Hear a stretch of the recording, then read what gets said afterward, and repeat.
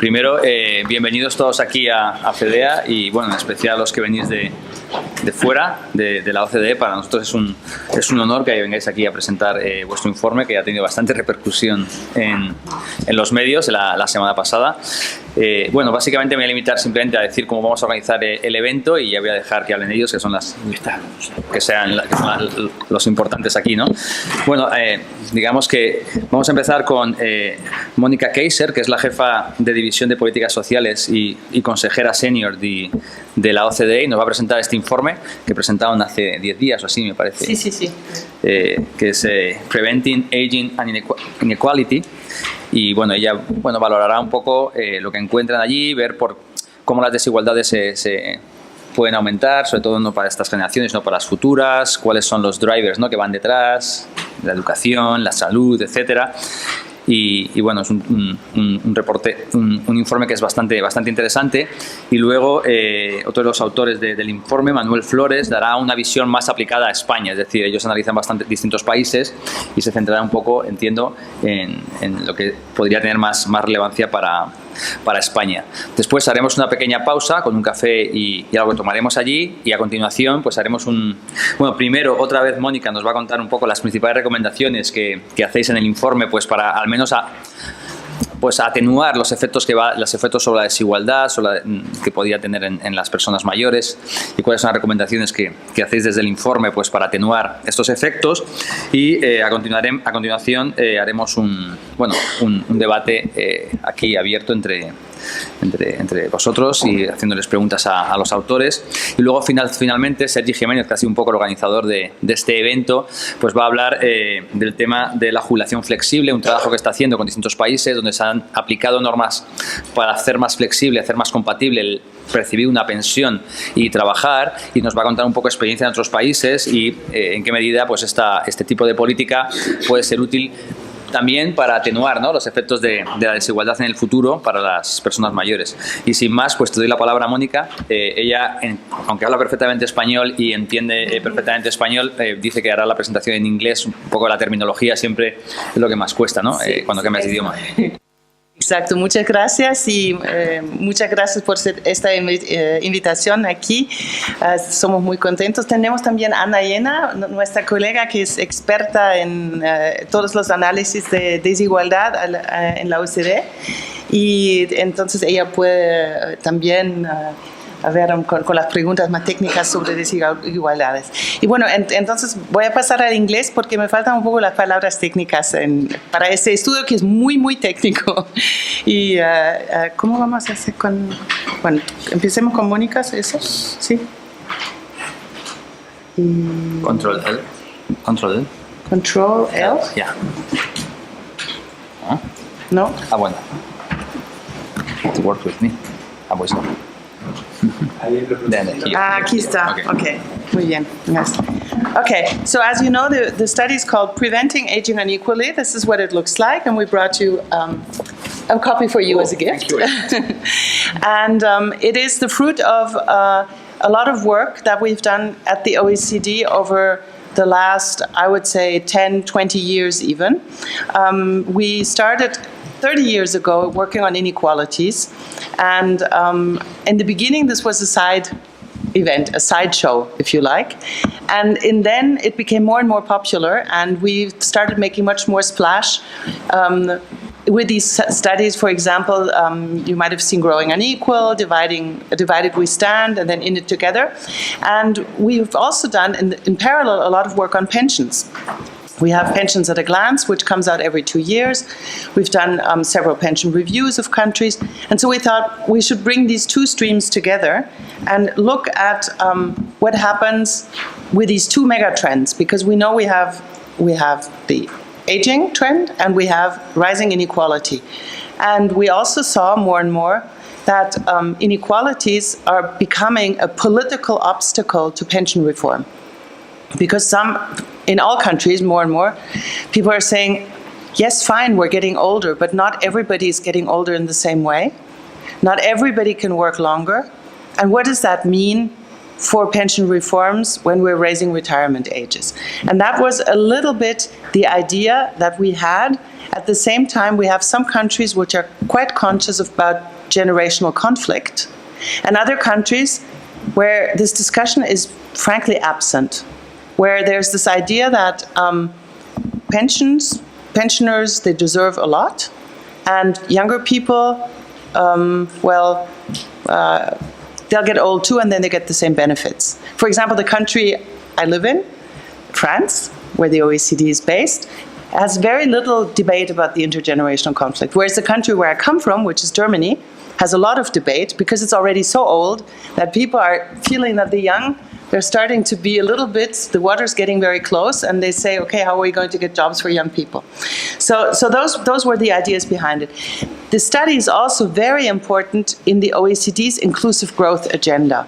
As you may have noticed, and it's not only the OECD, it's also the IMF and other organizations. They're moving much more to this idea of inclusive growth. That we can't just grow and kind of expect the benefits to trickle down, but we have to start building inclusion in at every level of the growth process, whether it's productivity, whether it's taxes, whether it's macro policies, monetary policies. We really have to think about this inclusivity aspect. So social policy is becoming much more a center of this debate. And another part of this was what maybe you saw a few years ago. We brought out the study that showed that inequality was harming growth, whereas some time ago, it was the other way around. People said inequality is good because it motivates people to work harder and you get more growth. So that's how it all fits together. And of course, we also tried to do, I have to say, it was a very ambitious project, extremely ambitious, because we had this idea, we put it out, everybody said great, and then we got some funding for it from our Secretary General, and then we're sitting there thinking, ooh, now what do we do? This is a very, very ambitious project, and a very technically ambitious one. And Emmanuel can tell you much more about it because he was at the center of trying to come to grips with all of these ambitious goals we had set and find the right quantitative methods to explore the interaction between health inequalities, education inequalities, labor market inequalities, and pension inequalities. So, just a few numbers to set off, because as you know, at the OECD we love numbers, and so you will see a lot of them today. This is nothing new, and this is something that's well known, but I think it's always important to come back to look at the aging numbers. And here you have the number of people aged 65 plus per people of working age, the old age dependency ratio. And you can see that Spain is, in comparison, still in a relatively good position today, but it will be one of the oldest countries in the future, in 2050. So I think this is important to always remind ourselves as a context how big this challenge will be.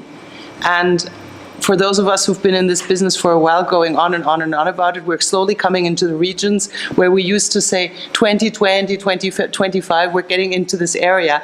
It's happening, and you can see in some of our member countries, notably Japan, but also Germany, Austria, Korea, the problems are already there, and the challenges are really big, and you're also beginning to see the labor markets reacting to this, because there is increasingly lack of skilled labor, and you can also see that policy then is catching up quite quickly, trying to make it easier for people to work longer and provide more flexibility. Now, as I said, this is the inequality aspect that we were worried about. This is the gap. These are the gaps in life expectancy between high educated and low educated groups. At age 25, those are the bars, the blue bars, and at age 65, which are the diamonds. We've had a debate about this, about the age groups, and you can see that you lose a lot of the gap between 25 and 65, obviously, because of there's quite a few inequalities that for the people who make it to 65, you have less inequality than you have it at age 25. But you can see that there are quite substantial gaps in the OECD. On average, we're at about 4 years for the people at age 65. France is about the same. Unfortunately, we don't have the data for Spain, which is a real pity. I don't know. It isn't. Maybe can you comment on why it doesn't exist? It's not collected. It's no. It was done for just 23 OECD countries who provided the data to the OECD to make the calculations. Yeah. And Spain was not among those. It's very easy to get an estimate from the nuestra continua de vidas laborales because we have people who retire after retirement, how many years they survive with the pension. Yeah, we don't have. I think that we don't have official data on that here in Spain. Huh? We don't have it on. It's not very hard to get everything. But I think maybe in a way, when we showed numbers and some of the important countries are missing, and Spain is a very important country for the OECD, that's maybe also an incentive to move forward and start collecting data, and we should make that known also. So, yeah. So this, of course, is the main obstacle to pension reform, because people say this is not fair when some people have a much shorter retirement span ahead of them than others, and they're basically in public pension systems, they're subsidizing those people who, the poor people are subsidizing the rich people because they live longer. Now, we looked at that and we also quantified that impact, and we'll get to that later. And we found that it wasn't quite as big as we had set out in the beginning, we thought.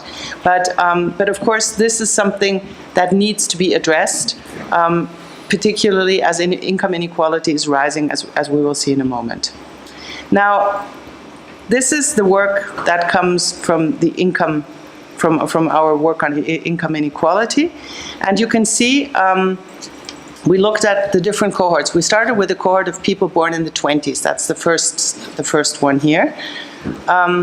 You can see, and this is always looking at different ages by birth decade.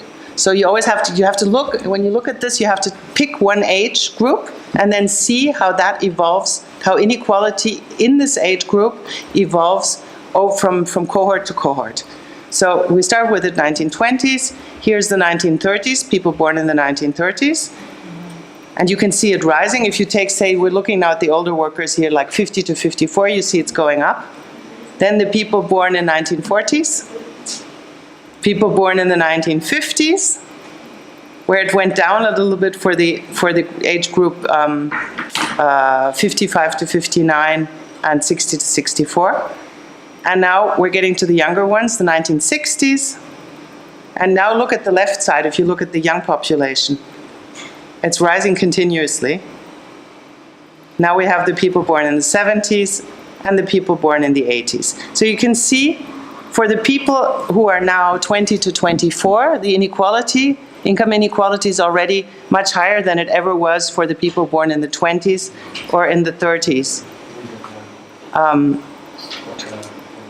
And so this is something that is worrisome, because we know that if we don't have policies along the life cycle that address this problem, it will just keep rising.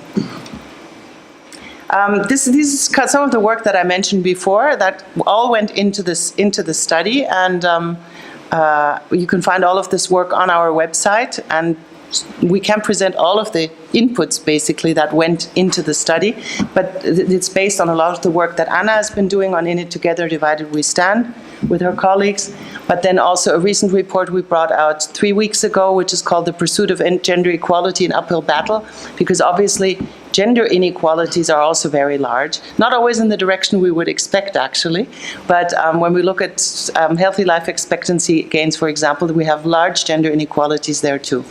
So I'm going to hand over to Manuel now.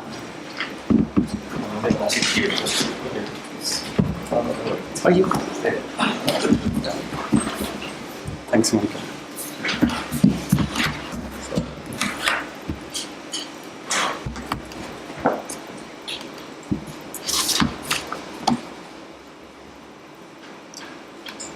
Bueno, es un placer estar aquí. Voy a hablar en español, ya que domino el idioma. Entonces vamos a aprovechar eso. Bueno, es un placer estar aquí y poder presentar el informe de manera más detenida. Entonces, voy a hablar un poco de los principales resultados del report. Y en la medida de lo posible siempre voy a hacer la comparación con España para ver cómo la situación en España está en relación al contexto de los países de la OCDE. Básicamente voy a hablar de dos cosas. En primer lugar, un poco cuáles han sido las tendencias, estas dos megatendencias. Por una parte el envejecimiento y por otra parte cómo las desigualdades, pero no solo las tendencias en desigualdad, sino también en empleo, en renta, han interactuado entre generaciones. Y luego la segunda parte, que es central para el proyecto, se centra un poco en explicar cómo se originan y cómo se acumulan y cómo se desarrollan las desigualdades a lo largo del curso de la vida de las personas. Creemos que estas desigualdades se van acumulando normalmente y eso hace que las necesidades de cada generación en un momento determinado de su ciclo de vida sean distintas. Y a la hora de remediar estas desigualdades es importante tenerlo en cuenta, tener en mente este Life Course Approach que es tan importante para el proyecto. Entonces, empiezo con la primera parte. Acabamos de ver antes que las sociedades modernas están envejeciendo, es decir, están envejeciendo por varias razones. Una de ellas es que la esperanza de vida aumenta y ha aumentado mucho. Lógicamente, esto se ha usado en parte como argumento para justificar que trabajemos más años, ¿no? Es decir, vivimos más tiempo, por lo tanto, bueno, cabe esperar que trabajemos más años. Pero una pregunta importante que surge aquí es en qué medida, por ejemplo, estamos en disposición de hacerlo, ¿no? O sea, qué parte de esta esperanza de vida que ganamos la pasamos en buena salud. Y esto es lo que se muestra en este gráfico. Entonces tenéis España en rojo y la OCDE, aquí tenemos 25 países de la OCDE, es una media, es la barra gris más oscura. Entonces, la parte alta, veis, se muestra la esperanza de vida a los 50 en 2004 y en 2014, es decir, a lo largo de la última década. Para los países de la OCDE, en media, hemos ganado 2 años de esperanza de vida para los varones. Esto es para los varones. Y de esos 2 años de vida, un año extra es en buena salud. Con lo cual, la proporción más o menos de esperanza de vida saludable se ha mantenido. Esta tendencia no es común a todos los países y vemos, por ejemplo, que en España el incremento de esperanza de vida ha sido mayor que 2 años, pero la parte de esperanza de vida en buena salud se ha mantenido. Entonces, la proporción de esperanza de vida adicional en buena salud ha caído realmente. Aún así, un varón español a los 50 años cabe esperar todavía que pase 20 años en buena salud, hasta los 70. Entonces, a esto volveremos después, cuando hablaremos de la capacidad para alargar la vida laboral y demás. Obviamente hay desigualdades por nivel educativo y demás, que comentaremos después.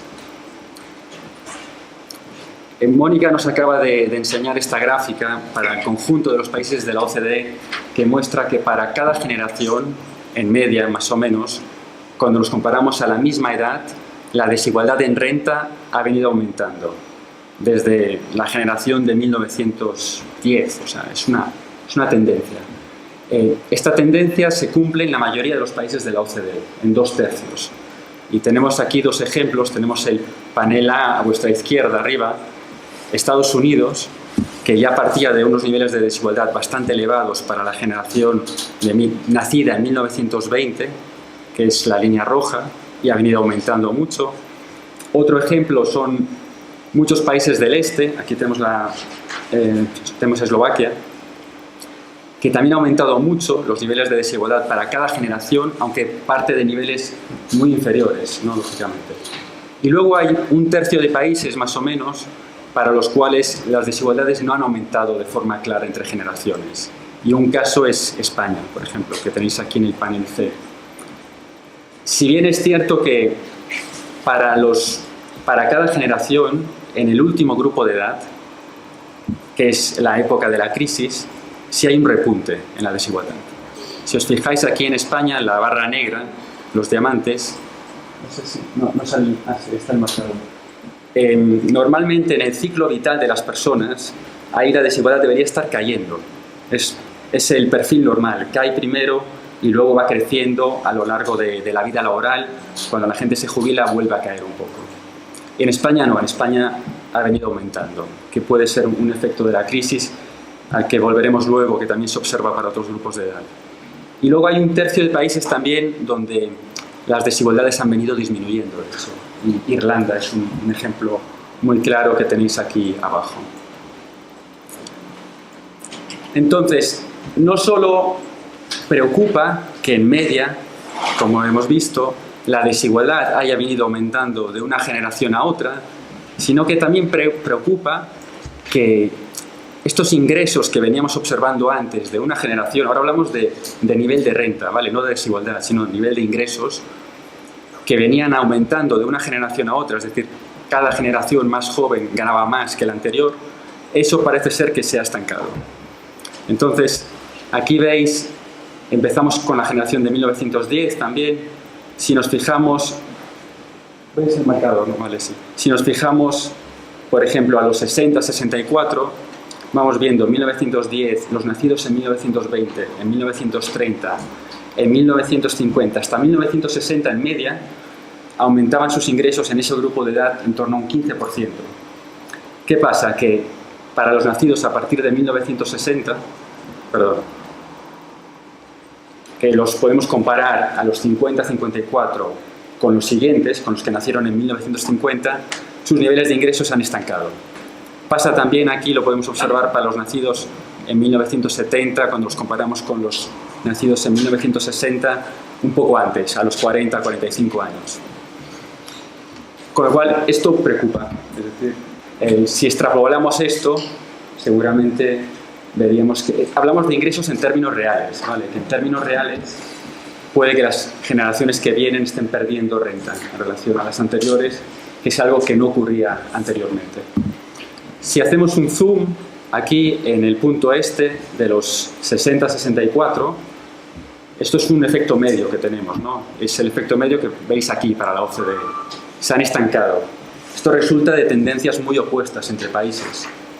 Hay países en los que para este grupo de edad los niveles de ingresos todavía aumentaron mucho en relación a los nacidos 10 años antes. Tenemos aquí, por ejemplo, Australia, sigue en torno a un 15% más. Hay otros países, en cambio, y España es un claro ejemplo, donde ha ocurrido justamente lo contrario. Es decir, en este grupo de edad, los nacidos en los 60 pierden un 15% de renta en relación a los nacidos 10 años antes. Esto, en parte, es un efecto de la crisis que ha afectado a este grupo de edad, a esta cohorte en ese grupo de edad.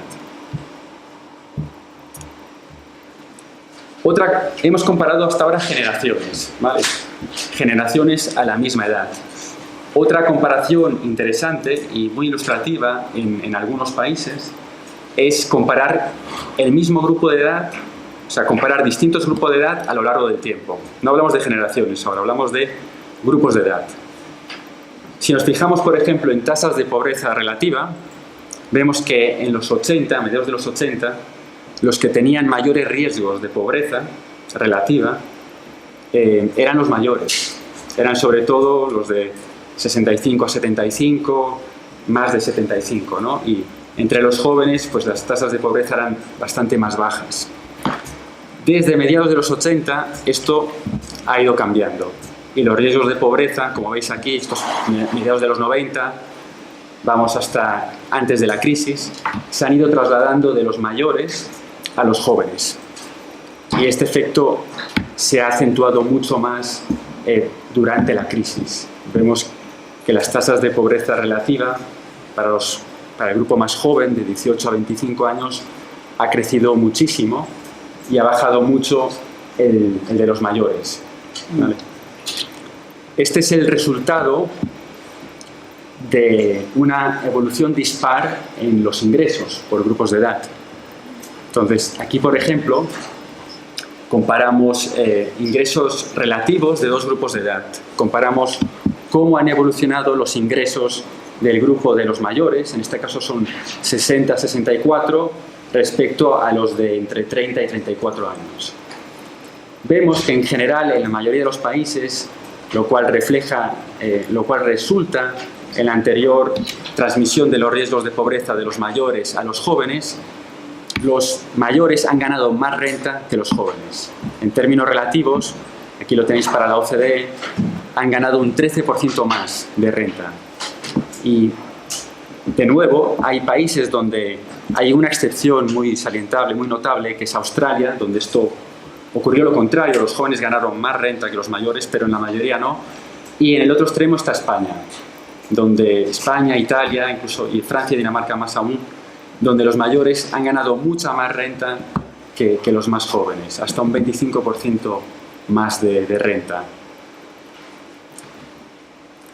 Otro resultado importante del estudio son las tendencias de empleo que hay entre generaciones, y sobre todo cuando hablamos de mujeres. Es decir, entonces, lo que mostramos aquí son las tasas de empleo por generaciones. Tenemos aquí los nacidos en los 30, en los 40, en los 50, 60, 70, hasta 80. Y lo hacemos para hombres y para mujeres. Entonces, lo que vemos aquí, vemos que las tendencias de empleo han sido positivas hasta entre los nacidos en los 30 hasta los 60, y que esta tendencia positiva se dan sobre todo por las mujeres. Son las mujeres, las nuevas generaciones de mujeres, que tienen una mayor propensión a trabajar, trabajan más que sus generaciones anteriores. Para los varones la evolución, en cambio, es bastante dispar, y de hecho los nacidos a partir de los 50 ya tienen tasas de empleo más bajas en media que las generaciones anteriores. ¿A qué edad lo mides? Pues esto en este caso está medido a los 50-54, pero son... Los nacidos en 80 creo que todavía no han llegado a los 50-54. Sí, es verdad.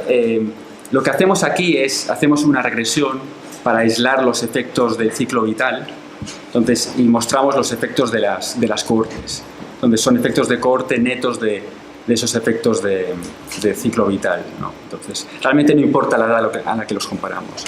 Es verdad, sí, realmente. Luego tenemos otro análisis en el que venimos ahora, que voy a mostrar ahora, en el que hacemos proyecciones. Pero bueno, esto es ahora. Aquí estimamos un modelo, aquí detrás hay un modelo que hemos estimado, un modelo de pseudopanel y demás, donde son estimaciones. Pero básicamente lo que queremos mostrar aquí es que para las mujeres esta tendencia positiva que había en sus tasas de empleo se da sobre todo porque las mujeres con niveles educativos más bajos tienen mayores probabilidades de trabajar que sus generaciones que las mismas mujeres con niveles educativos más bajos nacidas en generaciones anteriores. Entonces, aquí, por ejemplo, lo que mostramos son las diferencias en tasas de empleo entre las mujeres con niveles educativos altos y bajos para 3 generaciones. Para las nacidas en 1940-44, que es el diamante blanco, para las nacidas en 1955-59, diamante negro primero, diamante blanco, y la barra, para las nacidas en 1970-74. Lo que vemos es que en media, para estos países de la OCDE, son 15 países o así, esta diferencia, o sea, lo que le llamamos el education premium, en empleo en este caso, ha venido cayendo.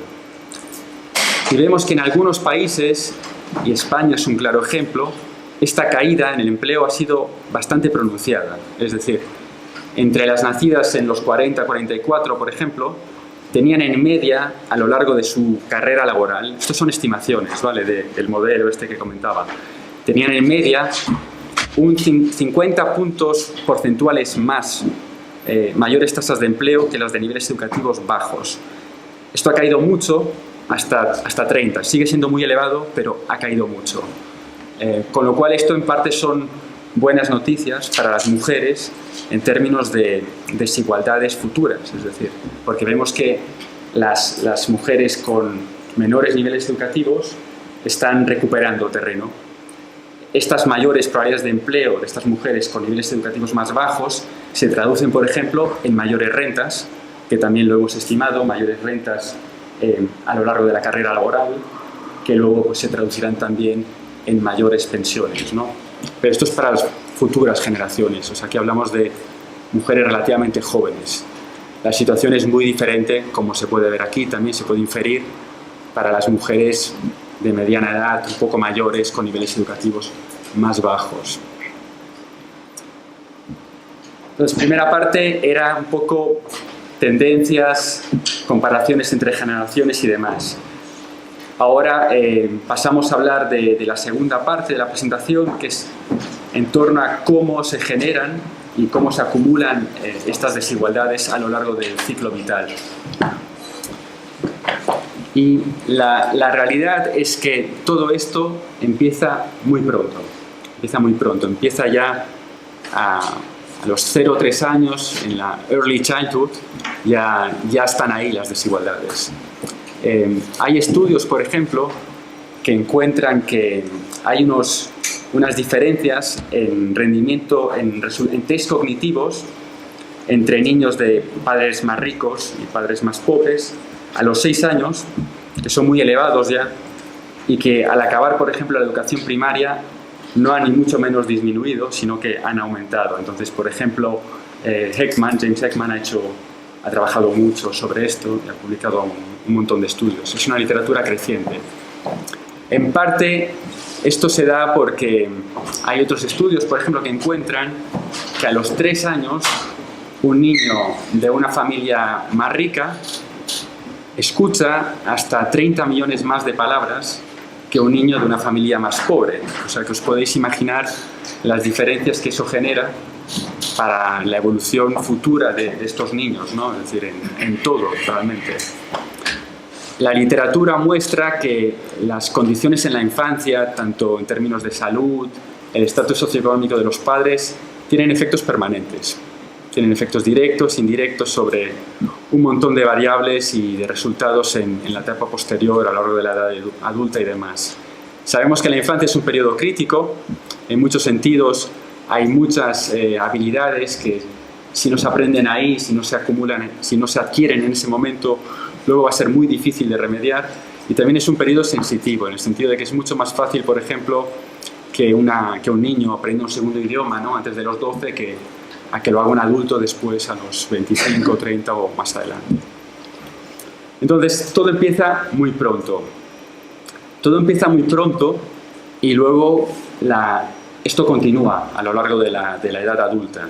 Entonces, aquí, por ejemplo, mostramos la evolución de la mala salud, bad health, a lo largo del ciclo vital de las personas. Aquí mostramos la evolución de 20 a 64 años. Y lo que mostramos es la proporción de personas que reportan mala salud en cada grupo de edad.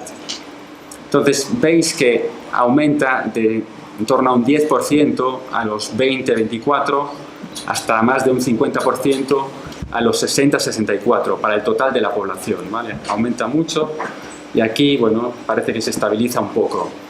La evolución es muy parecida para varones y para mujeres. Varones es la línea continua, mujeres la discontinua.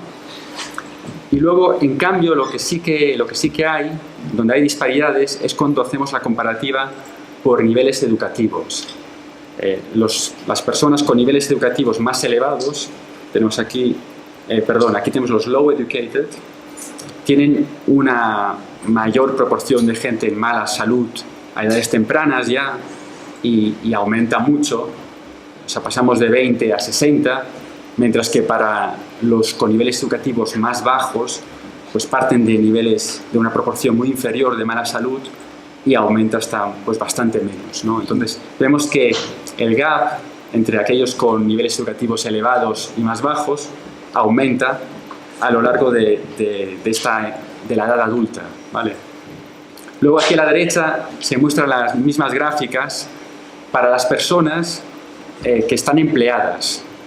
Vemos que las diferencias son un poco menores porque sabemos que la salud es un determinante del empleo. Entonces es normal que entre aquellos que están trabajando las diferencias sean menores, pero aún así se cumple que existen diferencias grandes en salud, incluso para aquellos que trabajan, cuando hacemos la comparativa de los que tienen niveles educativos elevados y bajos a lo largo de su edad adulta. La evolución es dispar y la diferencia aumenta.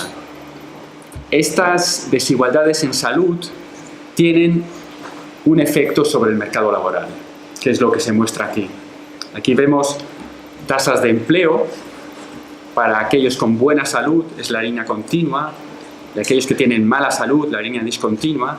Tenemos hombres y mujeres, y aquí abajo, tenemos salarios. Entonces, vemos que las diferencias son muy grandes en términos en probabilidades de empleo para aquellos que tienen buena salud cuando los comparamos con los que tienen mala salud. No tengo el número en la cabeza, pero es muy grande. Cuando nos fijamos en aquellos que trabajan y nos centramos en sus salarios, vemos que la evolución de los salarios es muy dispar. Para aquellos que tienen buena salud, el perfil aquí para los varones, por ejemplo, es positivo, es decir, va aumentando a lo largo de su carrera laboral. El perfil para aquellos que tienen mala salud es mucho más plano y de hecho se estanca bastante pronto, con lo cual la diferencia relativa aumenta. En términos relativos, las diferencias en empleo son mayores que las diferencias en salarios, cuando comparamos a aquellos con buena y mala salud. Y otro aspecto interesante de este gráfico, que comentaremos un poquito más adelante, es que las tasas de empleo aquí la diferencia relativa, o sea, las tasas de empleo caen para los que tienen buena y mala salud. En términos relativos, la diferencia aumenta, es más grande, ¿vale? O sea, aquí tenemos una tasa de empleo, pues no sé, de un 10, a lo mejor, aquí es un 20, o sea, es el doble. Pero algo destacable aquí es que la tasa de empleo cae mucho también para aquellos que tienen buena salud. Es gente que tiene buena salud, y aún así vemos que el perfil cae y cae de forma muy pronunciada, ¿vale? Entonces creemos que aquí hay otros factores que entran en juego para explicar esto. Entonces, estas desigualdades... Perdón, esto tenía que salir después, lo de la flecha, pero bueno. Estas desigualdades a lo largo de la carrera laboral tienen un impacto en términos de renta total acumulada. Entonces, aquí mostramos la renta total acumulada por niveles educativos y por niveles de salud, para varones en vuestro panel a la izquierda y para mujeres en la derecha. Entonces vemos, están normalizados, ¿vale? O sea, los que tienen buena salud, nivel educativo medio, varones, es igual a 100, entonces todo relativo.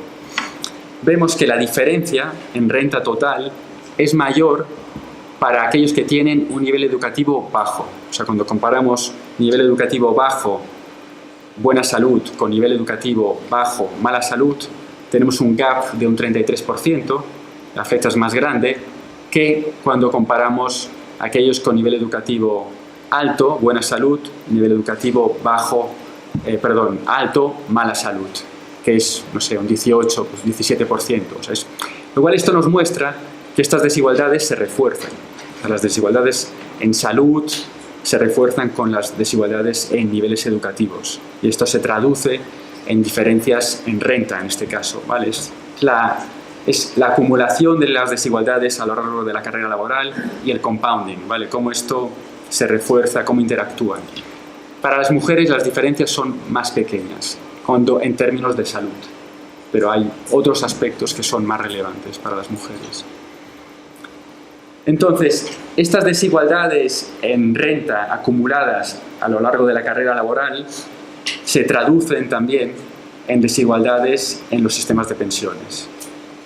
Entonces, en media, aquí mostramos, calculamos un índice de los ingresos laborales, un Gini, o sea, la desigualdad de los ingresos laborales, carrera laboral. Vemos qué pasa cuando aumenta esta desigualdad, qué pasa con la desigualdad en las pensiones. Entonces vemos que para la media de los países de la OCDE, hasta 2/3 de la desigualdad acumulada en la carrera laboral se traduce a las pensiones. En algunos países donde la proporcionalidad entre contribuciones y pensiones es elevada y a la vez hay poca redistribución en el sistema de pensiones, esta transmisión de desigualdad es mayor. Entonces, tenemos aquí algunos casos, por ejemplo, España, Italia, Turquía, donde esta transmisión es prácticamente el 100%.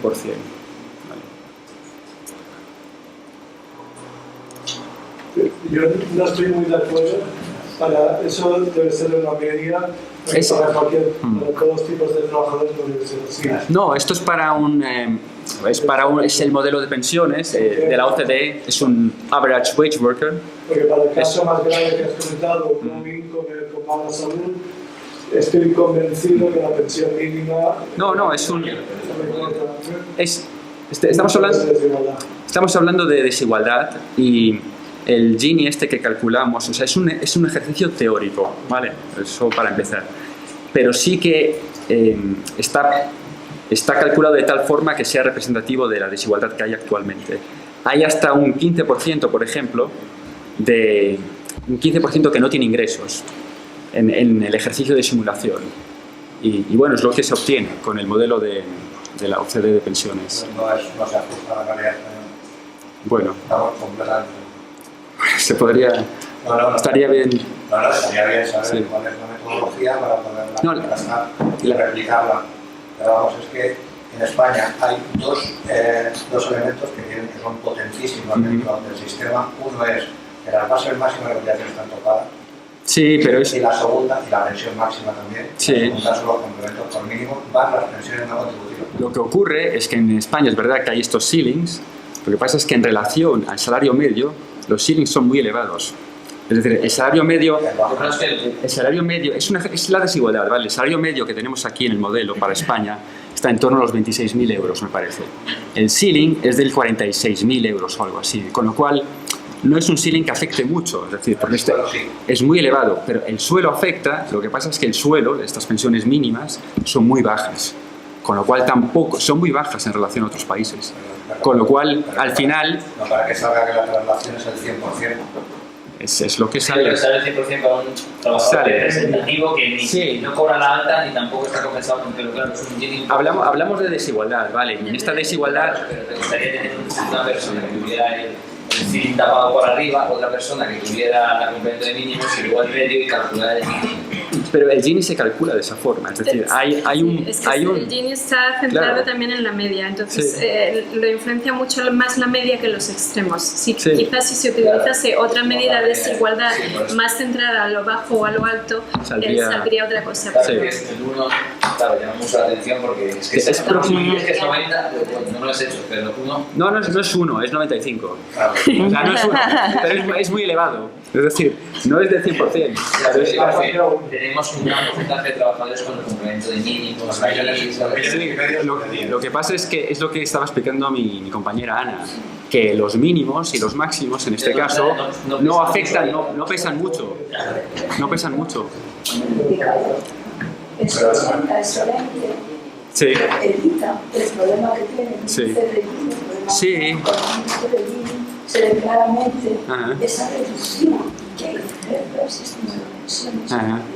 De manera que la desigualdad en los salarios se queda muy reducida Sí. cuando las personas pasan a la desigualdad en las pensiones. Por tanto, no es lo mismo el índice de Gini, que digamos pondera o tiene como más importancia, Ujú. es una persona o el salario que sería el salario medio, el salario central, Ujú. que aquí en el salario central, pues evidentemente es un sistema que puede ser dar esa cifra, pero lo que se transmite es esa desigualdad en el paso de activo a pasivo.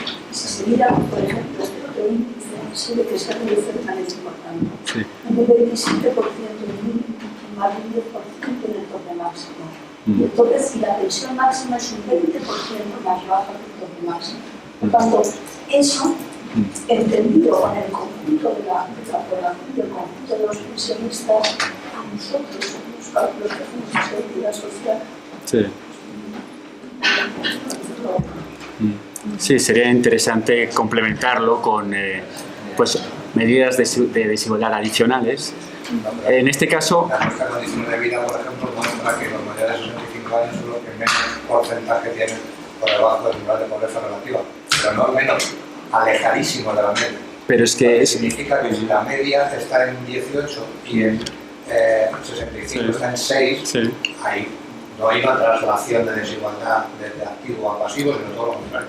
Es diferente, porque en este caso estamos comparando generaciones distintas, es decir, estamos comparando una generación que es activa ahora con una generación que está jubilada ahora, no es lo mismo. Este es un ejercicio en el que lo hacemos para un mismo grupo, es decir, se simula una generación, la misma generación que entra a los 20 o 25 años, trabajan hasta los 60, hasta la edad legal de jubilación, y luego se calcula el impacto que tiene. Entonces la comparación es muy distinta.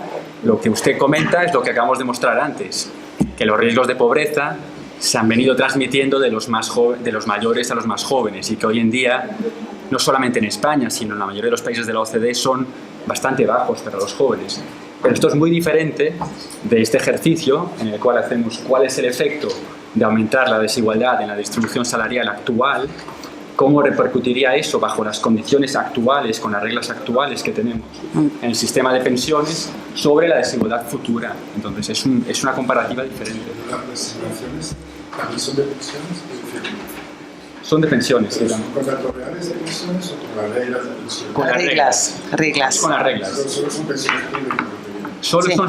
Solo son pensiones públicas. De hecho, por eso se ve, por ejemplo, que en Reino Unido, si no tenemos en cuenta el aspecto voluntario, como es un flat rate, cuando acumulas un determinado número de años te dan lo mismo, todo el mundo recibe lo mismo, con lo cual hay 0% de transmisión. O sea, no se tienen en cuenta las pensiones privadas, ¿vale? No. I'll just say something in English on this because it's, I think I can't do this in Spanish. It reflects the system very much. If you have a system like New Zealand, you have zero pass-through of wage inequality to pension inequality because everybody gets 40% of the average wage as a basic pension at age 65. There's zero flexibility. That's just what everybody gets. And it's maximum redistributive, obviously.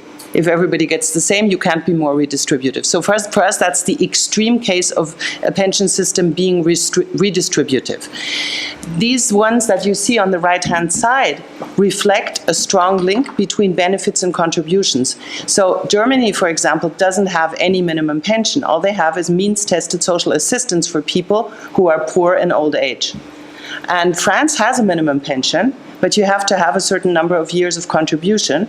And it's more redistributive than Germany, but still, on the margin, the pass-through of 1 point increase of Gini into pension Gini is still substantial because the largest part of the system is a system with a very close link between contributions and benefits. So I wouldn't get too attached on the exact number here, but it reflects what we want to show here is that depending on how you design a pension system in a country, you can do more or less to pass through inequality. It doesn't talk about poverty here, and that's the other thing we have to keep very clear.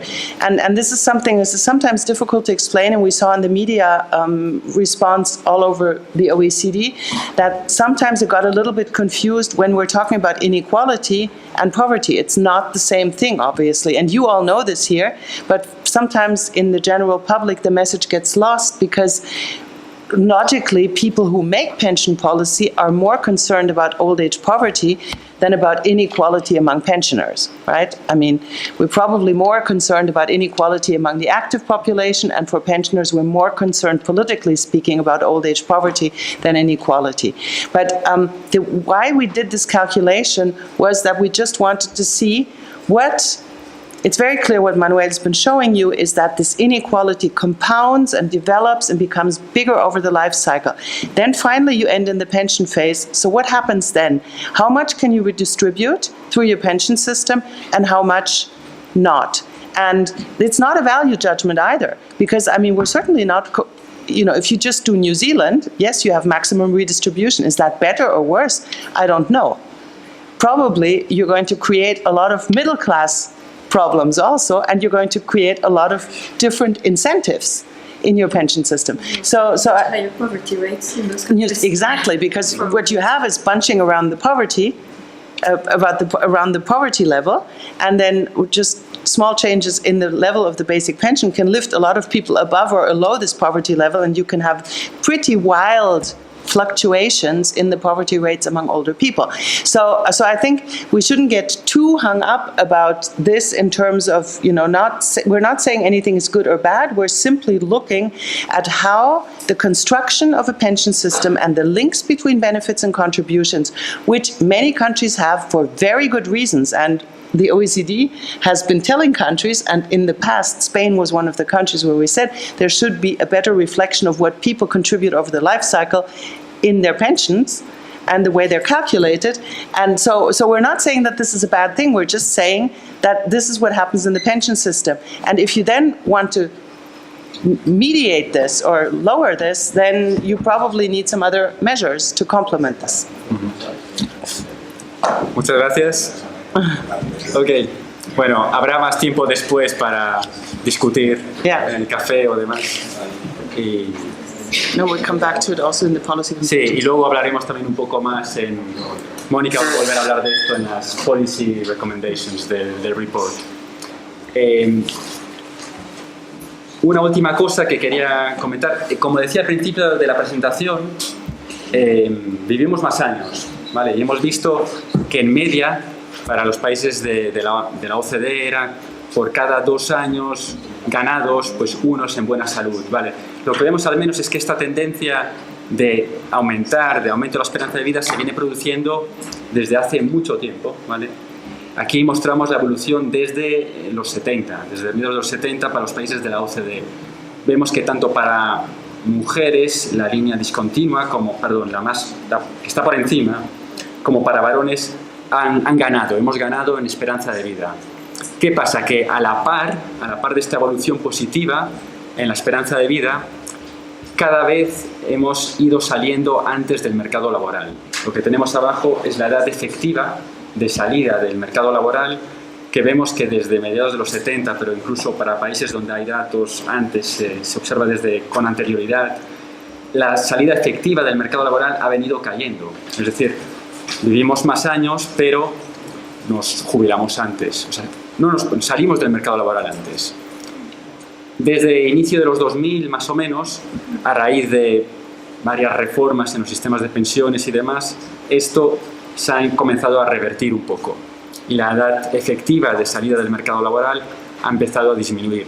Por otra parte, el efecto ha sido más importante para las mujeres, también en parte por lo que hemos comentado antes. Es un cambio son cortes diferentes. Son cortes con mayores niveles educativos, por ejemplo, que trabajan más. Es decir, se educan más, empiezan su vida laboral más tarde, con lo cual se jubilan más tarde también, ¿no? Esta es la evolución general. En cambio, siguen existiendo diferencias por niveles educativos. Y en algunos países, las diferencias por niveles educativos son muy elevadas. Estos son datos del 2016, los más recientes que produce la OCDE, de salida efectiva del mercado laboral por niveles educativos. Entonces, vemos aquí, por ejemplo, que en Italia, Polonia y Francia, aquí también, sí, los de niveles educativos más elevados salen del mercado laboral, aquí en Polonia e Italia, hasta 8 años después que aquellos con niveles educativos más bajos. En España la diferencia es menor, el gap es menor por niveles educativos, si bien es cierto que casi para cualquier nivel educativo abandonan el mercado laboral antes que la media de los países de la OCDE.